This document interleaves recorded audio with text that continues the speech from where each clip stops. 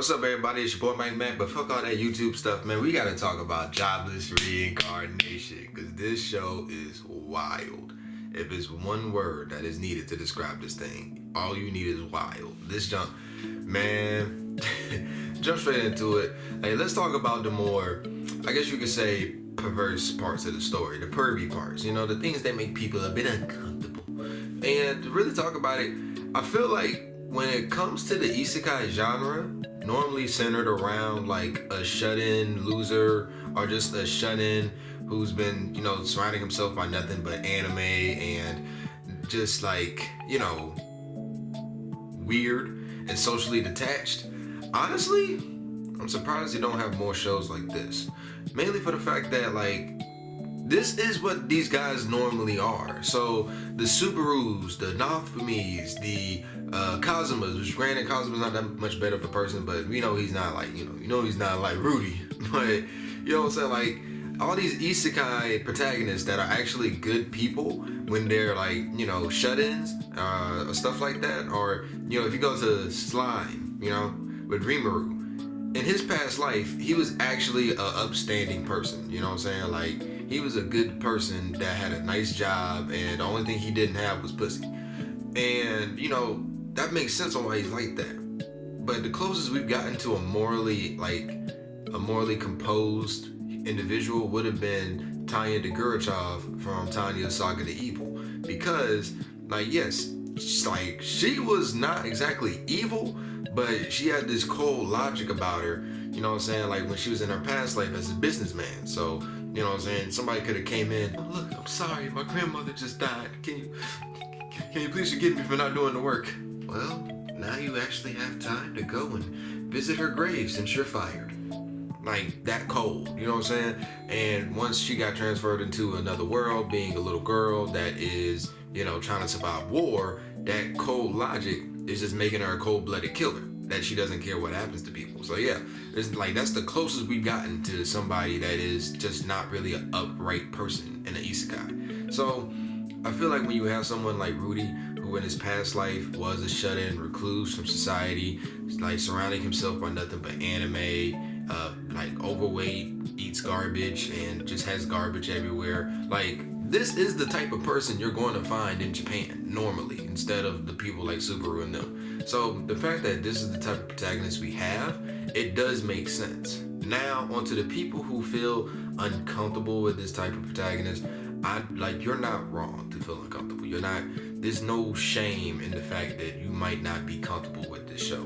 I don't think that's a problem. The only thing I'll say is, for people who do enjoy the show, like, just don't treat them differently, because I don't want another Goblin Slayer or even another Rising of the Shield Hero, where I personally dealt with persecution for actually continuing to watch the shows and enjoying them. But to jump back right into it, I feel like with Rudy and the way they're handling his character, it's real life, you know? Like, it feels real if somebody with, you know, his previous life had the type of mentality he has and is transferred into another life. But what I also want to point out is that not only is he kind of keeping the same mindset, it's also showing how unhealthy, like, the way he used to live was. And it feels like he's going to grow to understand that, and then just kind of grow more as a person. Because in this second life, we got to admit, he's low-key been taking this seriously. When he found out about his magical capabilities, he went and practiced and seriously went to go master that stuff. Now that he's handling the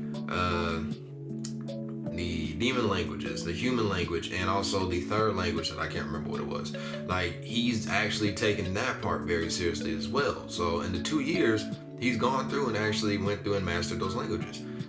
Sword fighting, I mean, God, man, some things you just gotta admit you're just not cut out for. But it is nice to see that he is taking his life seriously and that he's trying to move forward into doing these things correctly. Like, the fact that he is actually working to try and be able to pay for Sylphie to get into Magic University with him. Granted, it seems like he might have forgotten that for the past 2 episodes, but you know what I'm saying, let's remember, that was the original goal set for Rudy, so that way he'd be able to move forward with Sylphie. The whole thing in the recent episode 8, that has a lot of people really just like, I can't deal with it anymore, with how far he went with Eris, or going a little bit overboard with Eris, I think that one, we need to remember that it was actually consensual, like, well, to a certain point. You know, Eris was actually cool with getting a bit, you know, intimate, but he ended up just going a bit too far and outside of her comfort zone, so she checked him. Which, by the way, anytime that Rudy gets perverse with Eris, she checks him. I actually appreciate that. And I think it was just the thing of, you know, like, give an inch, take a mile. So, you know, he's a guy, never really been with a woman, never been around a woman, or probably without it being a humiliating existence. And so, like, without that experience, without that self-control, he just ended up going a bit too far. So I think that it's staying to real life, you know, with this story. And I really appreciate that a lot, because for the most part, it feels genuine, you know what I'm saying? Like, when you have these other isekai protagonists that are good people, even though they live this, like, recluse life, it just, like, it's good for most of them, but for the most part, like, that's one of the reasons why a lot of these isekais are garbage, because they just feel fake. But this one, it feels real, and you go into, like, the animation and stuff like that, gorgeous, perfect most of the time. But you go into the actual story elements of it, like, it's really good. Like, the fact that we're seeing Rudy go from this kid that was brought in, that was just kind of being set up as like okay, you're a teacher, you don't really matter. Yeah, you're a part of our family, well, one side of our family, but you know what I'm saying, who cares? And now you actually see him integrated into this family and people care about him. You know what I'm saying? Like, that's really great to see. So I feel like with Jobless Reincarnation, yes, it's wild, yes, it is perverse, yes, there are some parts that's going to make you uncomfortable in the beginning, but I feel like down this road, Rudy's going to come to an understanding of just, like, how unhealthy his life was, and he's going to come to an understanding of what he should become. Now, does that mean he's going to completely change? No, I'm pretty sure he's still going to be worshiping Roxy's panties later on down the road. But for the most part, it seems like it's actually going to help him correct a lot of how he used to live his life, and also some of the ways he used to think in his past life. So while he is a piece of shit now, and he's probably going to be a piece of shit later, let's hope that he just grows to be a more respectable piece of shit down the road. I'm sorry, he is a piece of shit, like, let's be honest. But yeah, so for anybody, like, just to reiterate, for anybody who is, like, uncomfortable with the show and they're saying, like, all right, I'm just not gonna watch it, even with you pointing this stuff out, I still don't feel comfortable watching it, that's perfectly fine, man. Like, you gotta stay within your comfort zone. If you don't like the main character, it's normally hard to like the show. I feel like the side characters are actually enough to go through and be able to continue to watch it, because I mean, Eris' development, Ghislaine and what she does, not only being sexy but also taking, like, her learning seriously and also helping Rudy, Roxy with the part, alright, let's be honest. Alright, you know what? The whole Prince thing that's normally trying to sexually assault Roxy or sexually harass her, like, that definitely could have gone. Like, that dude, if we get, like, some major demons coming up in this thing, I hope one of them kills that motherfucker.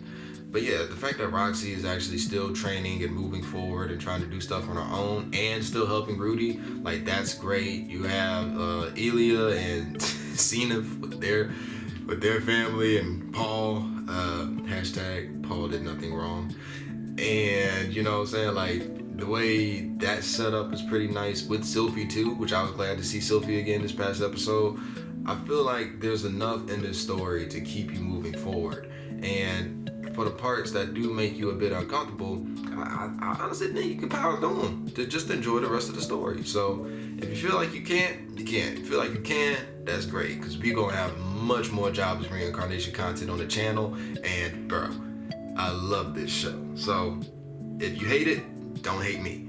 If you love it, stay on the channel. Be sure to like and subscribe for more content like this. And we'll be sure to catch you next time. And always remember to surpass your limits and plus ultra. This shit is too easy. Tell them I have no rivals. When I walk up in the spot, they know they nothing to me, and they gotta beg for their survival.